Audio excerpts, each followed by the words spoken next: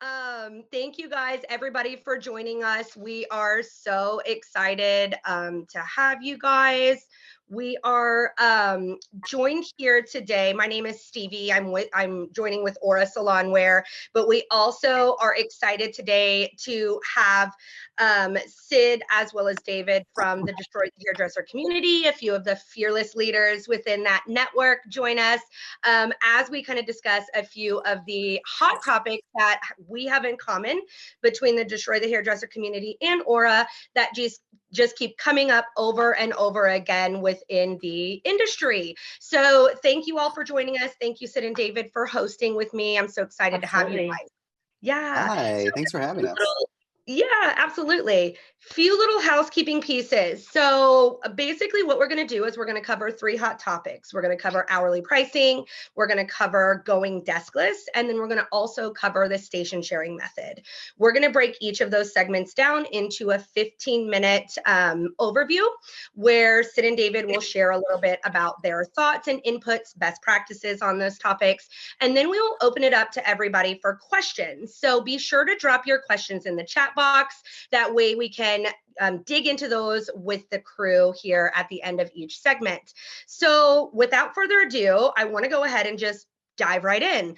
The first topic that I would like to go over is hourly pricing. So Sid and David, can you guys share your thoughts with us on what is hourly pricing and why would we want to do this? How does it benefit the salon, the staff, and the customer to switch over to hourly? That is such a great question to kick this off. First off, I want to say hi to everyone and thank you for being here with us.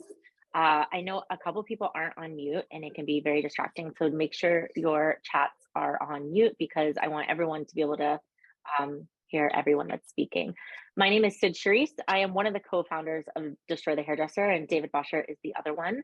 Hourly pricing is a hot topic, and it's something that we really look to as a solution to create more freedom for stylists. And I think there's a lot of buzz around hourly pricing in the concept of it's charged to every single minute. And I hope we can create some clarification with that. The bottom line is we're already charging for time. And everything that we're teaching at DTH is a consciousness shift. So if we are charging an hour for a haircut, we're basically charging for an hour. If we're charging 2 hours for a haircut and balayage, we're charging for 2 hours. Every single service that we provide is set up with a time frame. And so what we're saying at DTH is let's shift the way that we talk about these services. Instead of putting a service title on it, let's call it for the time, one that creates more respect and ideas around the time of the stylist. And it also helps to be able to plan ahead and budget. And when we change that and we shift that, instead of calling it a balayage and a haircut, now I'm charging my clients for 2 hours of my time. And when we really think about that, it creates a different way to talk about pricing. It creates a different way to discuss. It puts more value and confidence on the hairdresser. And the whole concept is to be able to continuously raise every year, like every other career in this world, and to become a place where we are actually profitable stylists and we're not stuck in the vicious cycle of I can't raise because of emotionally discounting or because I have my mindset in my clients' pockets. David, do you want to add to that? Yeah, I think, it's funny when we started teaching hourly pricing, everyone was really excited about it. But what we found was the people that have the hardest time with the switch are salon owners and hairdressers. Clients already get it. And that's kind of been an interesting adventure, kind of learning that clients are like, oh yeah, it takes you 3 hours to do my hair, you charge me per hour. And that's the end of that. It makes it more streamlined. It takes the awkwardness away. It's very clear. It's going to take me this long to achieve this look. I don't have to go into should we add on or should we upsell? At Destroy the Hairdresser, we don't do any of that.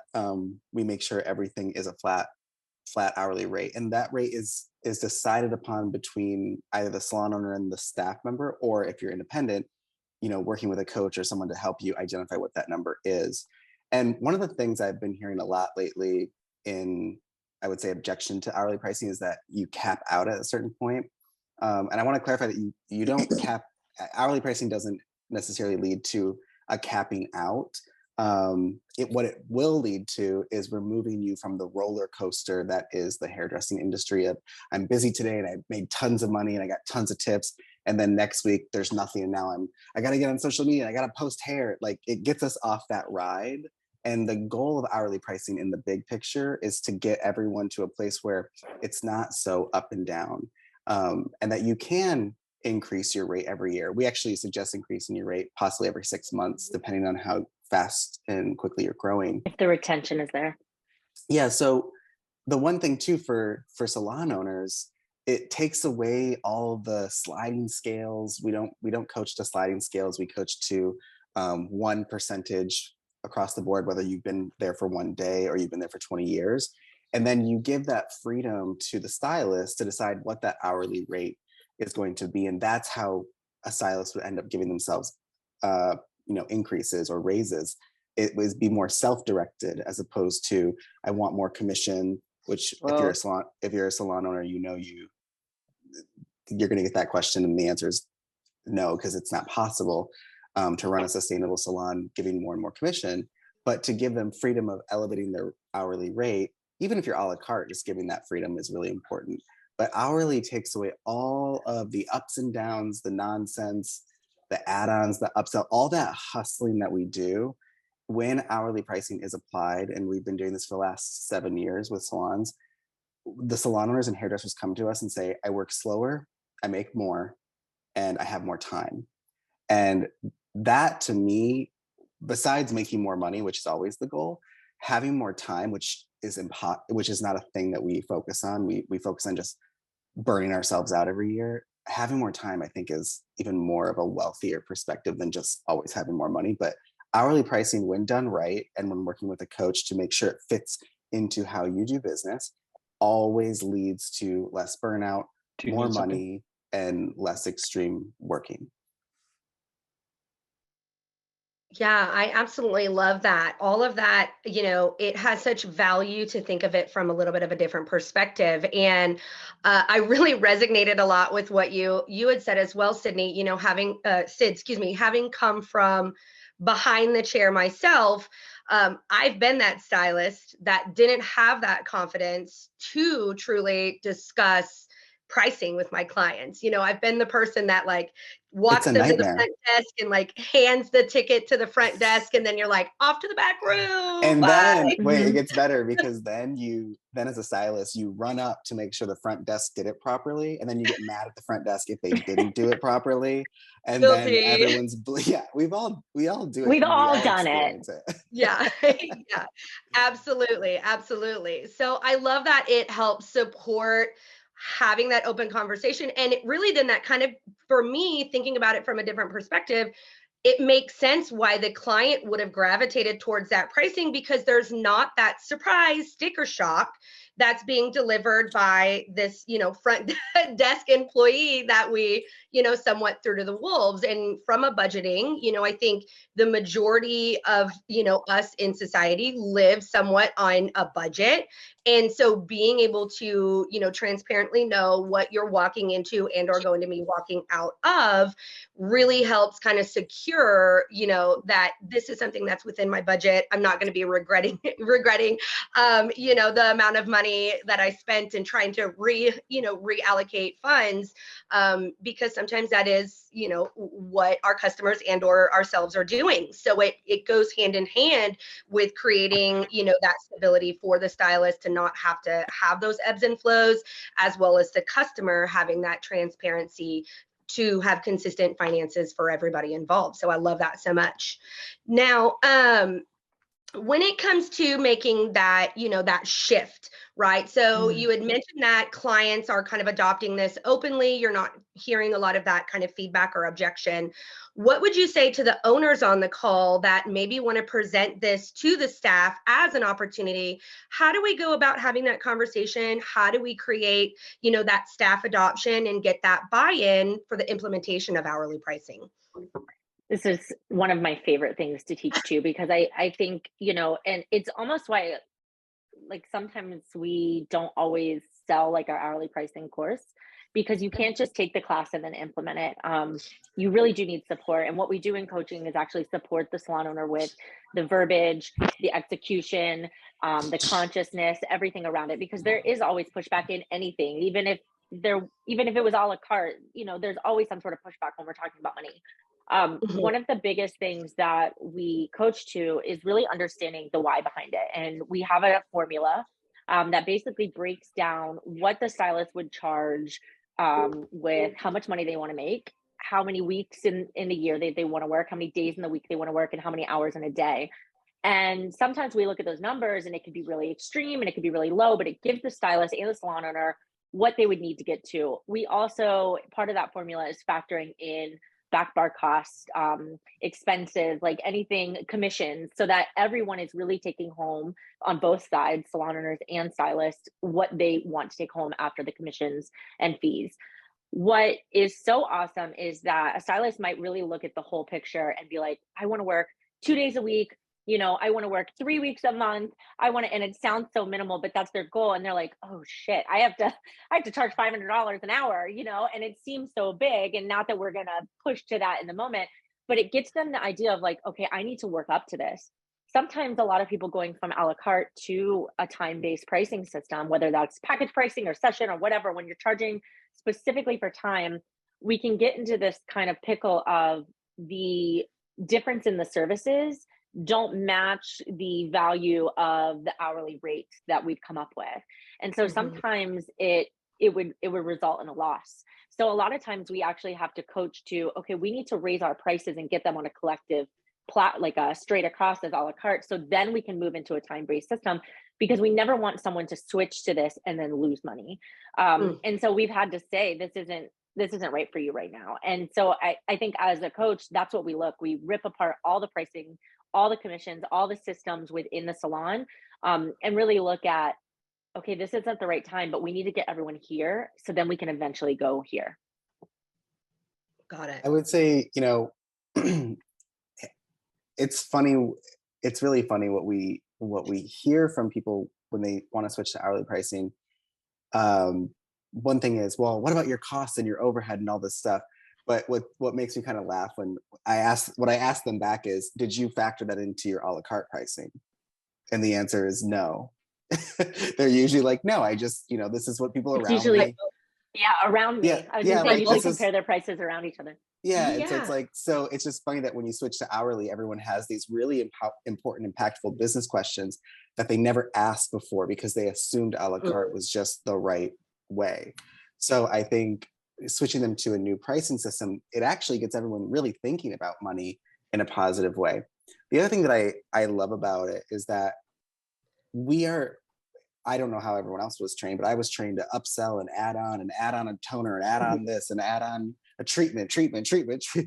And what I love about hourly is that now I can just, if I have the time, because let's say they paid me for 3 hours service, 3 hours of my time, I'm going to do some balayage and a haircut and a blow dry and some toning and whatever. If I have time, I'm going to say, hey, I'm going to add a conditioning treatment today. And what I love about it is they go, oh, I don't want to pay for it. I don't want to do an add-on. You're like, no, it's we have the time. It fits within what what we're doing today. So now these things don't become add-ons. They're just part of your, I hate the word luxury, but they're part of your experience, and there's no pressure. It's already being paid for. And if you don't have the time, that's okay too, because maybe you're just, you're doing such a big project, or you have to hurry up with something. But, we've always talked about removing add-ons and upsells because they're just too salesy and skeezy, and clients, I know as a client, when someone tries to Gen upsell Z, me, it's not about that. Yeah, millennials and Gen Z were like, don't try to upsell me. I want to pay for what I'm getting. So I think what's interesting about it is that hourly pricing, if the time is there and they paid for the time, I can do it. And I get this question a lot, like, well, what if it only takes me 30 minutes to do a haircut? I'm a cutting specialist, so it could take me 10 seconds to do a haircut sometimes. But the reality is, when they're paying me for the hour no matter what. So now I can expand on that appointment. It's like, listen, it takes me 30 minutes to actually cut your hair properly, but because I charge per hour, we do have an hour together. I'm gonna do a conditioning treatment. Maybe I'm gonna add some little highlights up the front. whatever I can be an artist again because I'm being paid for time, not per service, as if I was a service provider. Yeah. I want to add one more thing. Like I'm a color, so I'm a blonding specialist. For me, you're getting a toner and you're getting a treatment. It's non-negotiable, and Yeah. that isn't like that's not an option. And so charging for time, it's like that's part of my service. It's part of my package that is happening when I do their hair because I'm deciding what they need, not whether or not they think they need it or not. Because it's just it can't happen. And I think especially with we're all hairdressers, but now part of our job is be content creators and influencers. And so I've actually started to incorporate my style or my clients within that process with me. Like they're sending me reels and wanting to do them with me, and I'm sending them to them, and we're getting really excited. And they're paying for that time and experience with me because that's something that was never offered before. So if I'm charging them 2 hours and I'm done at an hour and 45, they know they're spending that last 15 minutes with me. And that's part of my whole experience. It cracks me up when everyone's like, I finished my haircut at 45 minutes, so I'm not going to charge them for an hour. And originally, if it was in a booking system for an hour and it was called a haircut, if we finished at 45 minutes, we would never charge them less. They would get charged for the haircut price. Yet when we put a time on it and we call it an hour, everyone starts to go, oh, I finished early, so I have to charge them less. And I think that's where that hairdresser guilt comes in. And we're trying to really empower salon owners and hairdressers to be like, own this, own your time, own your booking spots, Yeah, and give a quality service. And to add to what Sid just said, so many people will say, well, do I charge the same hourly rate for color as I do for cutting? And again, our coaching system is all about critical thinking. So instead of me just saying, yes, you send this, you actually know you would charge the same. The critical thinking method behind it is someone worth less when they do one service over when they do another? And from our point of view, no. The only time someone would be worth less is if they don't know what they're doing, which in our opinion, they shouldn't be doing the service until they do know what they're doing. So I don't think that, Sid and I are both experts in our field of cutting and coloring. And I don't feel that I should be paid less than Sid because I just do cutting. I don't feel it shouldn't be that I'm less than, or if I'm someone who does both services, I'm not worth more when I do extensions and all of a sudden I'm worth less when I'm doing a cut. My time is the same. It's the same cost to me, no matter what I'm doing. And if you're doing services that cost more, such as color or extensions, then you have to really look at what that looks like on your back end. But no, you never want to charge different hourly rates for different services because you're not worth less or more at different times. Yeah, absolutely. Well, that is really all fantastic information and great kind of, mindsets and thought processes for people to kind of think about as they look at adopting that pricing, structure. Now, before I move on to the next section, does anybody want to drop any questions in the chat box that they would like to ask Sid and David on hourly pricing before we move on to the next hot topic of the day? I will say when I look at the chat, I can't type to anybody besides Olivia and Stevie, so I'm not sure if that's for everyone. Oh, okay. Maybe people did ask questions and I'm not seeing it. Olivia, can you see questions? So we don't have any questions just yet in the chat. Okay. Well, I'm saying I don't know if anybody, it doesn't give you an option to ask to everyone. It gives you an option. Got it. Okay, but so we can also raise a hand. Yeah, they can just submit the questions to me and then I'll read them out to you guys. Perfect. Excellent. Yeah. I want to say too, if anyone has questions about hourly pricing, you can always visit destroythehairdresser.com and we can dive deep, because I know sometimes this is such a big topic, it has a tendency to overpower any other questions. So it's probably best if we ask questions at the end so we can do the next topic. Okay. Well, yeah, everybody, once those questions pop in, drop them in that chat box and we'll make sure we get to them before we end the call. So let's go ahead and move into the next hot topic here. So the next topic that I know a lot of people are looking at is going deskless, right? And I know I hear this comment. I'm not sure if you guys hear it. You know, what do I do? Am I going to remodel my front desk? And, you know, when am I going to find the time? But it's not really about that, you know, getting rid of the front desk. It's more about repurposing that front end area. So, you know, what types of things, you know, can owners do to start moving into this kind of deskless model, and how does that impact that, you know, client experience moving into and away from that front desk checkout process that they may be used to? Yeah, this is such a great one, because I really do think that, well, I know everything, all of our methods that we teach to were created to solutions for industry problems. And one of the biggest things that we would see was obviously a mass exodus from commission salons for whatever the reason, whether it was low commission or toxicity or whatever. You know, there's also incredibly healthy commission salons, and we're very pro commission salon. We're trying to bring people back to the commission salon in a different way.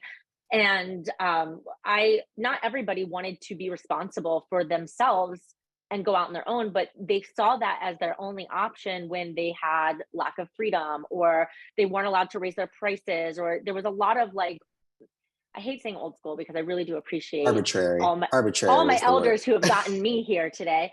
But all of the ways that we've done commission salons from 20 plus years ago, they're not fitting the mold to the generations now. And so one thing that we're trying to say is, like, there can be this in-between commission salon where freedom with responsibility lives.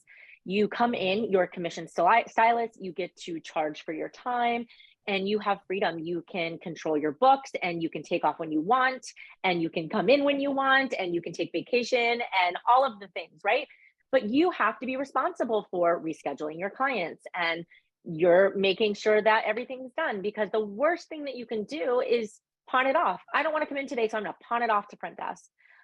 Also, you know, front desk is an expense and not affordable for everyone. And so what happens is the owner ends up doing it, or they're hiring someone that, you know, they're flowing out of there quickly. I mean, the overturn on front desk sometimes is a little too often for my liking. And so if we've removed this and we really lean into technology and let humans do what humans do best, which is connect, technology can do all of the other things. I mean, everything can be done online. Cards can be held so we can go cashless. You can truly have a whole experience where you literally click a button and they're out of there. You know, it even goes into us talking about buying products online and everything. So we're really pro using technology and really having an opportunity to just let stylists be responsible for themselves and want to have the freedom. You know, I've had some salon owners say, well, why would they come into a commission salon if they have to do all the work themselves? And the reality is, if they're not getting what they need out of the commission salon, they're going to go to independent and then truly do everything themselves.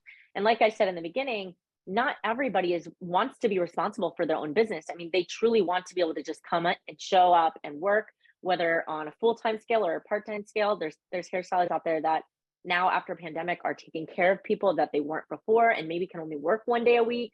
And so it really expands our mind of, like, okay, yeah, you're getting commission, you're getting a steady paycheck, you're showing wealth on paper to the government. Let's play the game. And now you have this opportunity to be responsible for your own life. And I think that is a huge lesson. I know that I would have loved at 20 years old, you know, coming into the industry, of just learning how to be responsible for my own job and not throwing it at the salon and making it their responsibility. I will say too, we have a lot of salon owners that call us that are struggling. And so one of the first things that we do, and they're struggling financially, one of the first things we do is ask if they have a front desk. Usually salons that have been in business for a while have really large front desk teams. They have a large front desk. It's built into the whole thing, and it comes with products and product shelves. There's a whole other conversation. But I have had so many conversations with salon owners who will say, I'm not making any money. I'm not taking home money myself, or not the money that I want. I'm struggling, essentially. And so we ask them, well, how much does the front desk and support staff cost you? And it's always upwards of $60,000 to $120,000 a year. And so the first thing we do is we get rid of this support team, we get rid of the desk, and all of a sudden the salon owner can now give themselves a paycheck and actually give themselves a salary so they can run the business and not hustle behind the chair to make pennies. If you own a salon, you should not be doing hair as much as you are running the business, and you should also not be relying on clients as income. If you own a salon and you have to do hair, something's wrong. We have to switch some mentality and also the way that cash flows through the business. Removing the front desk is not just a physical thing to save money, it's also a conscious thing to change the flow of the business. A lot of people ask us, well, what happens when a client comes in? Like, who greets them? Who checks them out? And we live in a world where touching and hugging and connection is a little bit different now, especially post-pandemic. Now we're giving people space. When people come into a salon, someone can say hello to them. It doesn't have to be someone doesn't have to make an hourly wage to say hello to someone. The whole team comes together. We really teach them that, everyone takes care of everybody. So, a lot of times I always think of salons I've worked in when they come in and they kind of wave and, you're like, okay, I'll be with you in a minute, right? And so finding ways to use technology.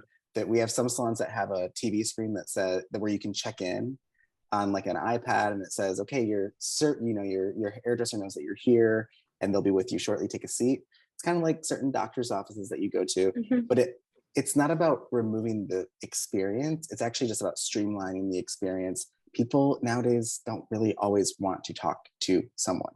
So it's not this, again, all of our methods are always disruptive for hairdressers and salon owners, but clients never have an issue. Clients are like, yeah, I get it. Hourly pricing. Oh, no front desk. Totally understand. Clients have no issue with any of our methods. It's always salon owners and hairdressers that are like, I don't know if that's going to work, but removing the front desk if you're struggling, great way to increase your profits and income as a salon owner, and also a great way to remove kind of that disruptive flow where there's like a traffic jam at the front desk, energetically, consciously, physically. So removing the actual desk is also very powerful in and of itself. Yeah. Well, I think it's so fascinating because really a lot of these methods are things that, you're right, it kind of does take a little bit of shifting that mindset, creating that paradigm shift to kind of open up to the idea of how can we workflow and client experience and day-to-day activity a little bit differently. But at the core of it, one thing that I have just in my time working with you guys and kind of following you on social media, and also working with some of your clients and customers that are coming from your coaching systems, that underlying resonating purpose is about creating that streamline experience, but that consistent revenue. And I've actually had quite a few owners come that I've met with lately that have kind of resonated with what you said, David, in the sense that they're like, I have been hustling behind the chair for years. I'm starting to reduce how many clients I take. I'm not taking as many new clients. And my goal, in whatever time frame it is to get away from behind the chair entirely. At some point, you might want to retire and, kind of kick back and let the salon, bring that money in with a little less of that day-to-day hustle and grind that you have to do, because you've set it up to be able to support that model of success, right? So it's very interesting to me that you kind of brought that up, because I'm actually starting to hear that on some of my calls, as this is a goal of owners, that they're wanting to slow down and maybe have some of that flexibility and that, freedom with responsibility that you had mentioned, Sid, that the staff is looking for as well. So it kind of people are tired. Yeah. Yeah, I feel you. And that's I'm why tired. That's why we started Destroy the Hairdresser, because people, they all know they want to eventually get out from behind the chair, but then the question becomes how. And then we've heard all these different, that they're going to sell their salon and retire, which I don't know if you've ever tried to sell a salon. It's not worth that much when you sell it. Or they're going to raise their prices and cash out, or there's so many things. And there are really simple ways to make this transition. But I will tell you, if you're a salon owner looking to work less behind the chair, It is not that it's not possible. It's that the conscious shift is the hardest part. What it means to actually stop. Hairdressers are so used to like, if I work, I make money. Entrepreneurs and salon owners and business owners, it's not necessarily if you work, you make money. It's learning how to increase revenue, increase cash flow using a team, which is a whole other thing that most salon owners and hairdressers don't know how to do. And if you're a hairdresser, the only way for you to truly expand, retire, and make money is to have a team. It's not really that easy to do it all on your own, which is why we're very pro commission salon. If we can get commission salons to understand that they're cyclical, meaning I'm a hairdresser and then I should go open my a salon, and then I hire people and then I retire and then they open. We don't do that because this is my team. They work for me forever. How dare they leave? Our industry is just it's so reactive to actual growth. So we want everyone to work more, make more money, but not too much, because if they make too much money, they're going to go off on their own. So we're trying to release that pressure gauge and say, it's okay. We have to let people go and we have to keep hiring new people. And that cycle has to keep continuing. But as professionals in the salon industry, we have not been taught that cyclical effect. We've been taught hire people and then try to hold on to them as long as possible. And then when they leave, burn that bridge. They're Resent them. People. Yeah. So we're Versus trying to investing in them to open salons and have more investments. And we're trying to get salon owners to really think big like that. Like, your investments they surpass just your salon. And what does that look like? And you don't have to physically be in there for them to be profitable, which again, using technology and things like that is so valuable. Well, and I think too, circling a little bit back to a comment that you had made, I think it was you said earlier on like staff being able to kind of slow down and enjoy. And I think David, you had mentioned, being an artist. I know that when I went to cosmetology school, yes, money was important because we all know that it kind of runs the world. But the reason I chose to go to cosmetology school was because I operate a little bit more with that artistic brain. I moved into being a color specialist as well. And that really allowed me to express that creativity. And sometimes if we hustle, then, the fun part of being a hairdresser can kind of die a little bit. So it kind of gives everybody, both the owner as well as the staff, a little bit of the best of all those worlds of being able to be financially stable while allowing that freedom with responsibility and that freedom of creativity that we know that our stylists are craving. And that's why they entered this industry. So I love that so much. Well, I don't see any particular questions in the chat box just yet on the going deskless. So if anybody has any more, drop them in and we'll make sure we get to everything at the end. So why don't we skate over to the next hot topic, which I know has been just flooding my inbox with questions, and that is station sharing. And so I know that, staffing, it has been hard all across the country. People are really trying to find the best way to maximize time in the salon, maximize the time in their chairs. And so then, the station sharing method has kind of come as an answer to all of that. So how does station sharing support that goal of maximizing every chair in the salon? And again, going back to what does that implementation and staff adoption look like for an owner to, get this started in their business? Absolutely. So a few things. One, like I said before, every one of our methods kind of flows into the next method to create this overarching salon system that is a solution to an industry problem. And one thing that we see is a lot of chairs sit empty because a stylist owns them. That's my station. That's my chair. And the reality is they don't own them at all. The salon owns them. And when we start to get, in this kind of, there's 3 points I want to make. The first one being one, less clutter and removal of things. I think is really important, along with no front desk means cashless, and then charging our worth, having a space. We've actually had a lot of salons that potentially got broken into at certain times. And now people's things aren't getting stolen because they're responsible for cleaning and taking their things home, right? So that's one. Two, looking at the square footage and seeing how much money do you want each one of these walls to create for you, and how much revenue do you want to start creating for your business.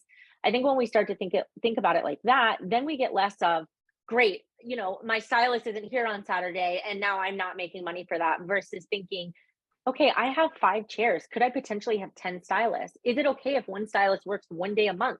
Is it okay if someone works 2 days a week? Or, you know, I know when I was full-time in New York City, I was doing hair 3 nights a week because I was coaching all day.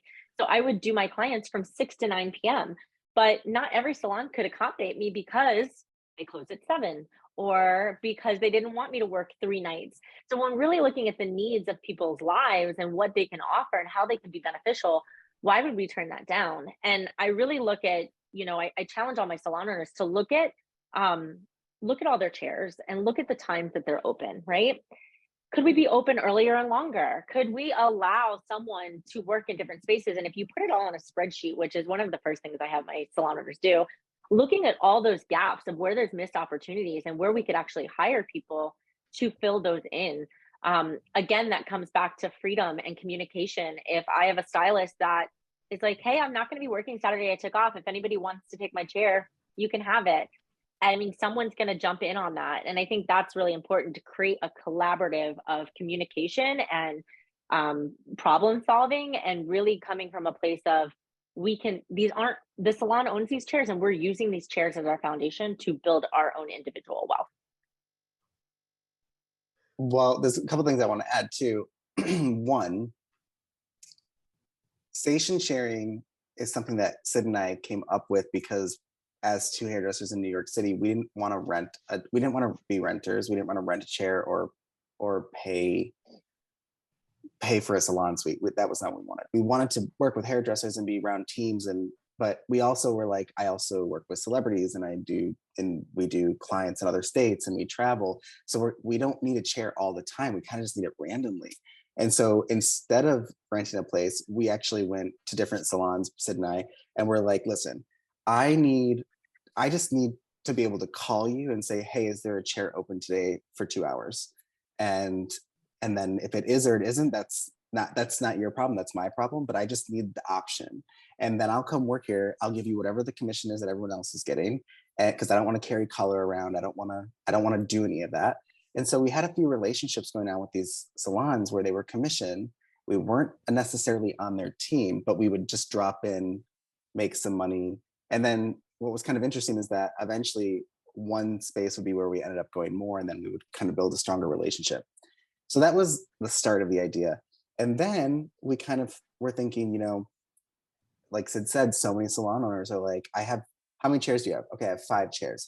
So I need 5 stylists. No, you need 15 stylists. Mm-hmm. If you want to make money on 5 chairs, you need 15 stylists, because you're not dedicating a stylist to a chair and then we're done. That's not the goal, because that's the old school way of thinking, is like, okay, I'll get 5 people and then we got to get them to build. No, it's not my job to get them to build. It's my job as the business owner to hire hairdressers that know how to build. And then it's their job to make sure that they're building enough to even earn the chair. So that was why we partnered with Aura. That's why we chose you, because we were working with other booking companies that couldn't wrap their head around the idea that the chair in and of itself is a piece of equipment that is being used. It's not someone's property that's theirs, whether they're there or not. It is the salon's property, and it should be used to make money. So what happens, and why we chose Aura, is because thankfully you all heard our message and you said, we can create this technology. So now if I have 5 chairs, I can hire 100 hairdressers, and they can put their schedule in, and I can put the chair schedule in. If I'm going to have my chair schedule, it's going to be open from 12 to 12. I don't care how late you want to work. And then the beauty of the technology is that all the stylists put their schedule in, whatever they want it to be. The chairs have their schedule. And then what Aura did was they were able to put those 2 calendars on top of each other and allow them to interact with everyone else's schedule. So when someone goes to book with a stylist, it's doing the math and doing the understanding for you of what chair is available and where can we fit this stylist. It's not saying, oh, there's no room, because it's looking at one chair. It's looking at all the chairs, and it's looking at all the stylists, and it's saying, okay, yes, let's say, Olivia is open at, 2 o'clock on Sunday. That's great. You book it. And then what Olivia gets is, Olivia, here's your schedule. You will be moving around possibly throughout the day. You may be at this chair with this client, this chair with this client, which is the whole concept of utilizing every minute of every chair. And like Sid said, we've also seen positive side effects of not just salons being able to max out their space, but also the salon is so much cleaner, because when you move, you naturally clean up. When you take your things out of a drawer, you naturally clean it, unless you're a horrible, horrible person. But you naturally, but when you start moving things, and what we see is the dirtiest salons are the salons that have stylists in one station for years. That station is gross. No matter how much. My station was disgusting when I sat in one spot for years. It was gross. But when you create this co-working type environment, people will naturally respect the space in a different way. Again, unless they're a horrible, horrible person, they will start to naturally kind of respect the space. So not only does it help the salon make more money, it also creates more community. It allows for freedom. It allows for movement. It allows for energy. It's one of our favorite. It's one of our favorite methods, and it's one of the methods that, when a salon owner really tackles it, finally makes great money. It is hard at first to understand it. I hear so many salon owners say, oh, we do station sharing. We have a spreadsheet of, what chairs and what schedules. We're not talking about split schedules. We're not talking about shifts. We're talking about we can make any schedule that we want, and the computer will do the rest. And now this is the next question that we get is, well, what if somebody wants to book with a stylist, but there's no chairs available? And then my question again is that not what the plan was? The plan was, now we have a wait list. Yeah, the plan was that there are no chairs available. I also think what's so awesome about this is that you'll actually find, because another thing too of like station sharing and freedom with responsibility. Well, what if my stylists don't want to work? Well, first off, that's always the first question that we get from salon owners, and I'm like, well, one, we got to ask ourselves why we hired people that don't want to work, but also two, stop assuming that people don't want to create wealth for themselves.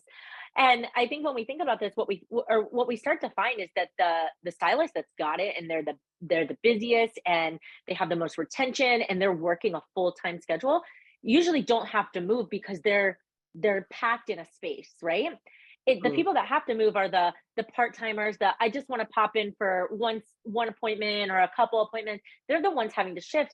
And what we found in our salons is they actually look at the person that's created this kind of consistency as a goal, an opportunity, and they want that. And by being around it, and then they're like, okay, I'm going to put in the computer, I'm going to be consistent I'm going to work this entire day. And they focus on working one day fully. And next thing you know, it's fully booked, and they're stuck in that chair all day because there is no space to move around and things like that. So it's just been incredible to watch how it works and how it actually can be inspiring. Yeah. We've even found, I just want to say this. We've even found with Destroy the Hairdresser salons that share the same method.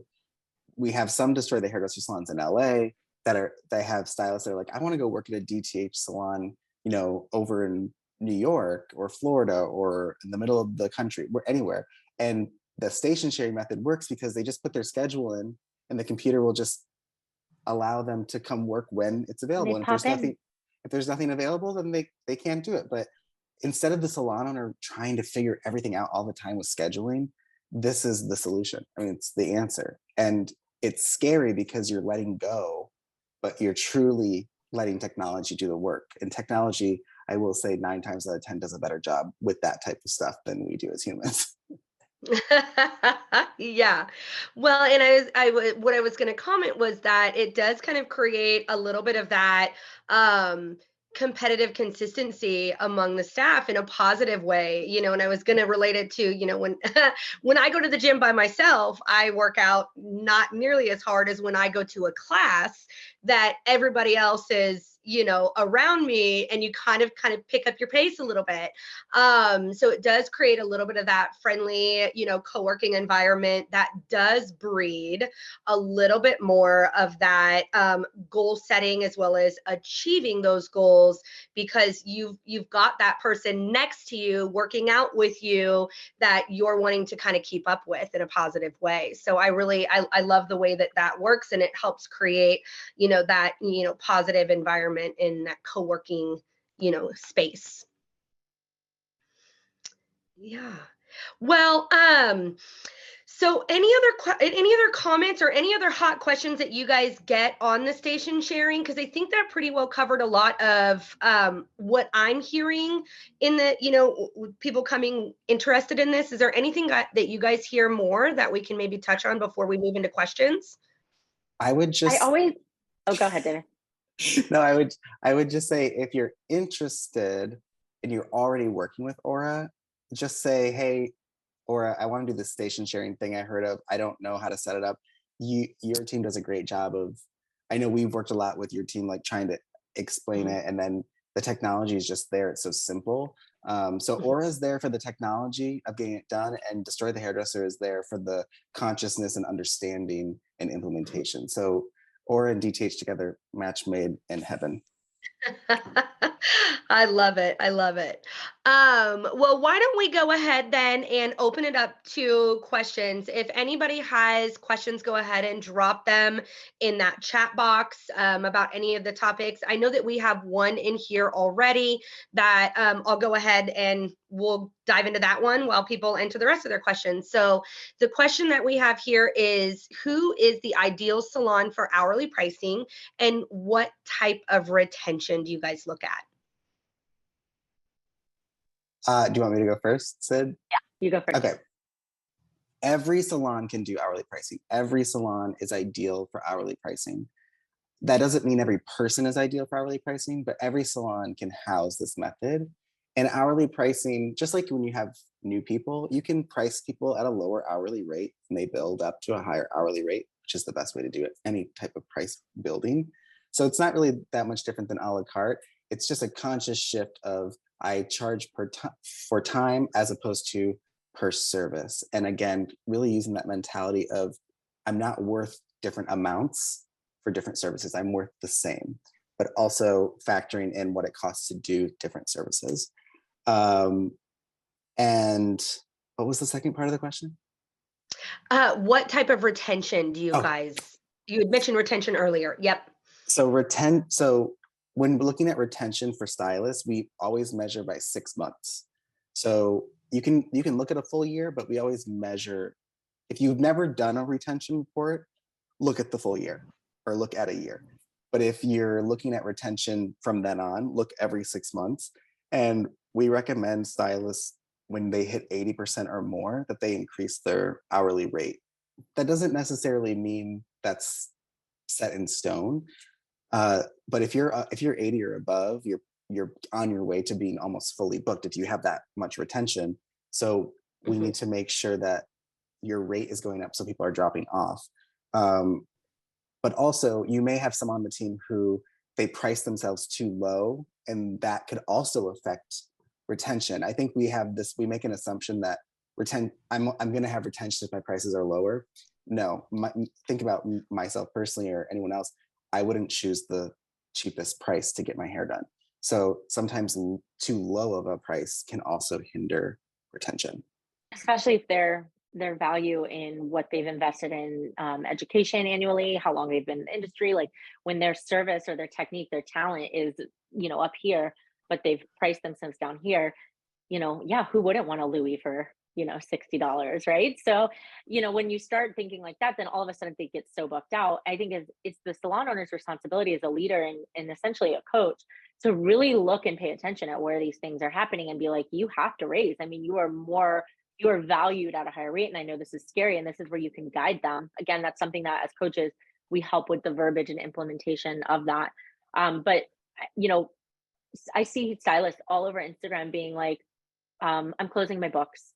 I'm closing my books because I have so many people that I've closed my books. And now that has capped them out, whether they're doing whatever pricing system. And so, I think at that point, if you're close to closing your books, I mean, you are fully booked every day for a consistency of 3 to 6 months. We have to look at, it's time to raise, and it might be sooner, but that's the whole point, because we want to raise to have room to create a clientele at a new price point. We have some of our coaches. I mean, one of our coaches, Coach Lowe, she went from 120 to 200 an hour in the beginning of 2021. And by the end of the year, she had priced out 3 different times and now charges $350 an hour because she could not get rid of clients. So it is possible. And we always tease her because she told us no one would ever book with her for $200. Now she's at $350. I love that. I mean, that's in a very extreme example, but Yeah. but we do have stylists that are charging $80 an hour or $60 an hour, and they're fully booked, and their salon owner is not coaching them to say, you've been at this price point too long. I mean, you are in demand. Everyone should be making more money. I will say this, so many people have, again, a big thing is like, well, I can only charge so much hourly, then I cap myself out. No pricing system caps you out. A full book caps you out. So pricing is actually your only way out of that cap, because you need to keep increasing to remove people off your book. So when people say that your hourly rate or that your pricing can cap you, it's not possible. What caps you is having a full book and no room to add new people at a different price point. Yeah. Well, and I think that coaching piece that you had mentioned, Sid, kind of leads us actually really great into the next question that came in, because it said, how do you suggest implementing this system for a salon that has a focus on helping educate and build new hairdressers? I mean, I never suggest doing this without a coach, even if it's for a short amount of time. I mean, the amount that it takes to implement this is it's a big deal. I mean, you're trying to get an entire team on the same mindset of that when we already have issues with charging our value as hairdressers in any pricing system. Think about it. I mean, everybody is so afraid to raise out of fear of, I mean, I could give a list of fears. So, and then the salon owner starts to believe that. And that's where a coach comes in and really supports the salon owner of reminding them the bigger picture of what they're trying to do, despite the illusion of all the fears that are hitting them in the face from their staff. And I see so many salon owners create and base their financial and business decisions off the fear of a stylist. And our job is to really just get them out there and understand that there are people that want to work like this, and there are people dying for this. I mean, we have a salon directory. We get DMs every day of, do you have a salon in this area? Is one opening soon? I want to work for a company like this. Like, how do I do that? And this year we were able to open 30 plus salons, DTH salons, which has been absolutely incredible with our team. And I know that our goal is to double that number next year, so that there can be opportunities where people that they want to make money, they want to have a paycheck, they want to collect a paycheck, they want to have freedom, they want to charge for their time, they want this different kind of solution, can go, which is awesome. I love salons that work with new people, and I love hourly for new stylists, because they get to actually, if they come in and start doing hourly, they can build a career that is unlike the careers that all of us have had, which is ups and downs and lots of money and no money. And I have to work 12-hour days, and I got to work Saturdays so I can get the weekend. Like, the people that are working with new stylists, do yourself a favor, teach them not what you learned, teach them what you learned skill wise, but also, when it comes to business, teach them methods that work in today's world in 2022 and in 2023 and beyond, because millennials and Gen Z are not going to work 9 to 5. They are not going to settle for an average type of career, even outside of our industry. So give them that freedom, give them that responsibility, give them that education, but give them something modern that fits into this new lifestyle. Let's get hairdressers. And again, I love this question, because if you're teaching people, let's teach them great business habits so they don't have to live so reactively for the rest of their career. And again, get a coach, like Sid said. You don't have to do this alone. I love it. Fantastic. Well, I think that kind of wraps us up for today, guys. So thank you so much to the both of you for joining me today. Thank you for having us. Thanks for having us. It's always a pleasure whenever we get to partner up and do these roundtables for owners and stylists. So, as I mentioned previously, anybody that is interested in learning more about the methods of DTH, reach out to them, destroythehairdresser.com. That way you can start digging in and get that coach to help you start growing your business from that aspect. Anybody that wants to learn more about how Aura's technology supports those methods in your business as well, feel free to reach us out to us directly at aurasalonwear.com. Currently, right now, we do have an offer for anybody that is interested in making that switch. If you want to make that switch, we'll do 1 month free as well as a complimentary onboarding experience. And in addition, anybody who wants to make the switch by the end of this week, we will give you a free iPad to help support that going deskless, as well as any independents out there that may want to move. We do have our Aura Solo platform, so we would love to invite you to be part of our influencer program and enjoy 2 months of Aura Solo for free. Awesome. So yeah, Thank you so absolutely. much for having us. Hopefully we'll do this again. Thank you. I We look have to. forward to it. Yep, the next hot topics will be coming your way soon. Thanks, everybody. Yep, happy holidays. Y'all have a fantastic day. Thanks for joining us. Bye. Bye-bye.